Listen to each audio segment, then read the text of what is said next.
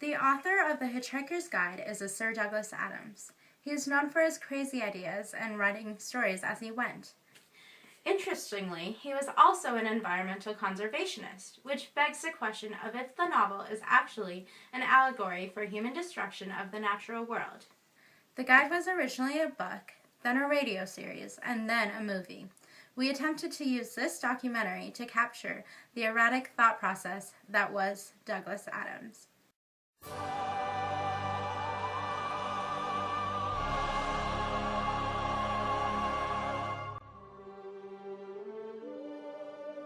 Far out, in the uncharted backwaters of the unfashionable end of the western spiral arm of the galaxy lies a small, unregarded yellow sun. Orbiting this at a distance of roughly 92 million miles is an utterly insignificant little blue-green planet whose ape-descended life forms are so amazingly primitive that they still think digital watches are a pretty neat idea. Neat.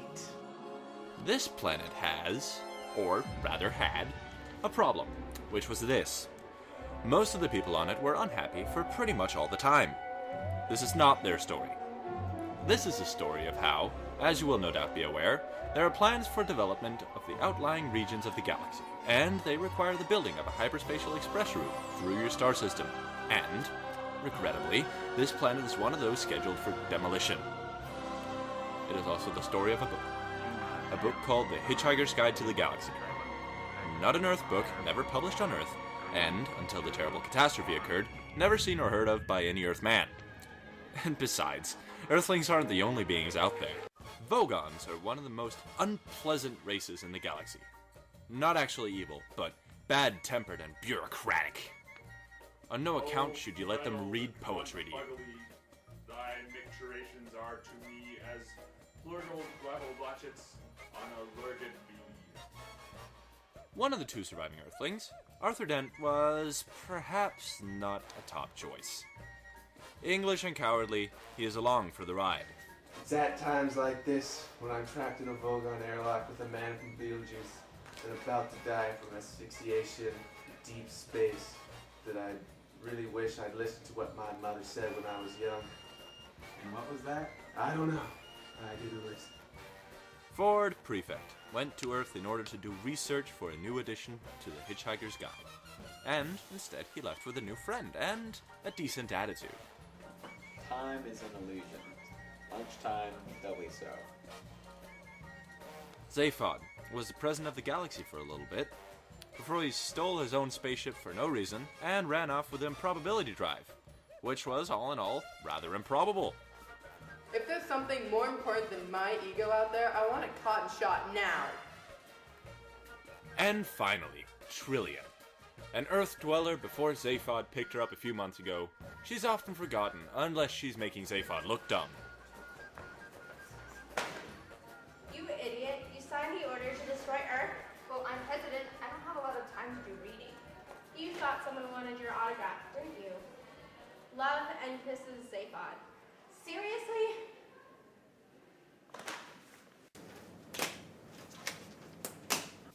The book starts in what seems to be a normal place and gets weird. By the end of the book, though, we realize our home has always been weird, and we've just never thought about it before. It makes us consider things around us, and makes us contemplate on whether or not we are truly alone in the universe, an idea that makes us reconsider humanity's being and self-worth. In classic sci-fi style, Douglas Adams starts in a normal world before getting peculiar. Sorry, Earthlings, here are some aliens, just telling it like it is. I believe the biggest cultural significance of The Hitchhiker's Guide to the Galaxy, to me, was the instructions on how to make a pan-galactic gargle blaster. Here, let me show you. So first, you take the juice of one bottle of Old Jenks Spirit, and you pour that into 1 measure of the water of the seas of Centrogenius 5.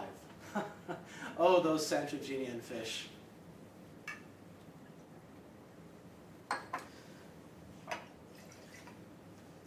Then, you allow 3 cubes of Arcturian Megagin to melt.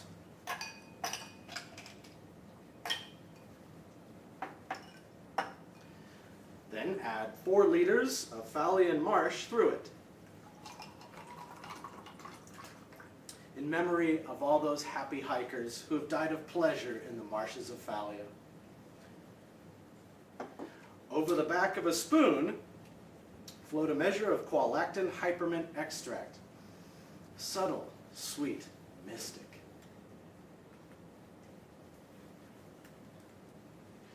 Drop in a tooth of an Algolian sun tiger.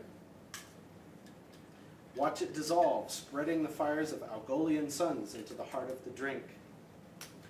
Sprinkle Zamfor and add an olive. It is said that the effect of drinking one of these is like having your brain smashed out by a lemon wrapped in a gold brick. We encountered many aquatic mammals on our journey, which ended up giving us more insight on whale thought process. Whoa, what's happening? Who am I? Why am I here? What's my purpose in life? What do I mean by who am I? Okay, calm down, get a grip now.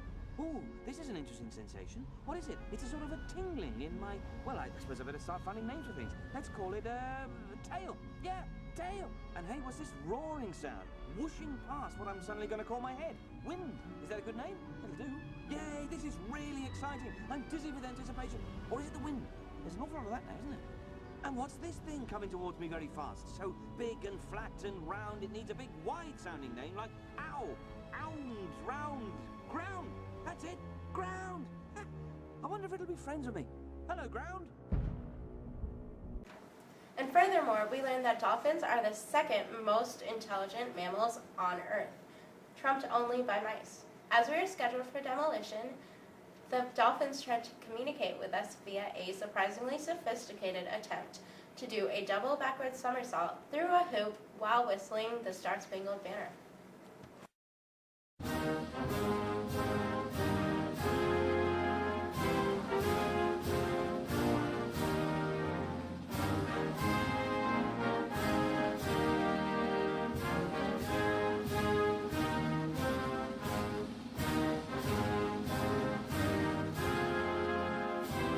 It was nice to finally get some insight into the life and opinions of aquatic mammalian creatures on Earth. Thou twiddled and rectiverable and garumsmicturated as if ramboozled upon a toad. And I rum-tounded my way back home. I quite liked it. I thought some of the metaphysical imagery was really particularly effective. And interesting rhythmic devices too, which seem to counterpoint the vulgarity of the poet's compassionate soul, which contrives through the medium of the verse to sublimate this, transcend that, and come to terms with the fundamental dichotomies of the other. And one is left with a profound and vivid insight into whatever it is the poem is about. How has the Hitchhiker's Guide impacted me? Well, I've started carrying a towel with me since it's just about the most useful thing an interstellar hitchhiker can have. I mean, I've used it to ward off the noxious fumes of the ravenous bug bladder beast of trawl. Now there's a mind-bogglingly stupid animal. Do you know that Ford Prefect almost never has a towel? Hey, you sass that Hoopy Ford Prefect. Now there's a fruit who really knows where his towel's at. I think I have a pretty good perspective on the guide, seeing as I'm a field researcher for it and was sent to Earth, where I researched for 15 years actually. And indeed, I do know where my towel is. So the guide is published by Megadodo Publications of Ursa Minor Beta, which is one of the greatest publishing corporations of Ursa Minor. Most of the material is supplied by field researchers like yours truly. And that material is then brutally edited by the editors of Megadodo Publications.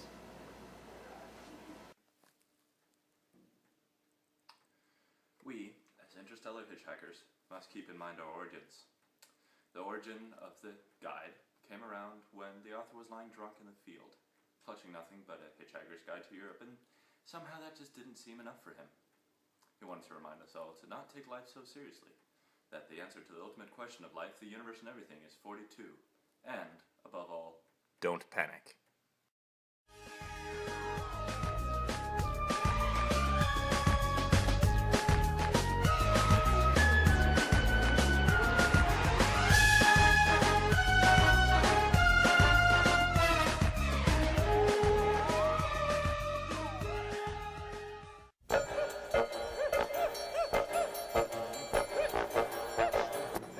We encountered many aquatic mammals on our journey, which ended up giving us a more insightful thought on whale process. Thought process. Just go for it.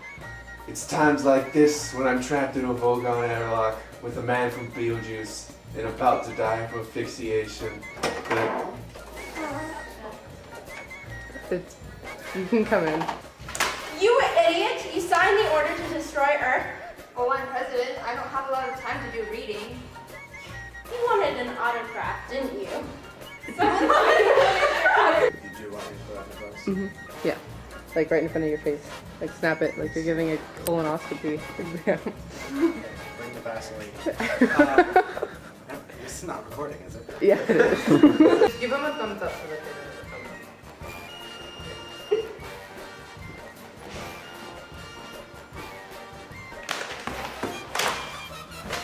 You idiot! You signed the order to destroy Earth. Well, I'm president. I don't have a lot of time to do reading. You thought you wanted someone to have an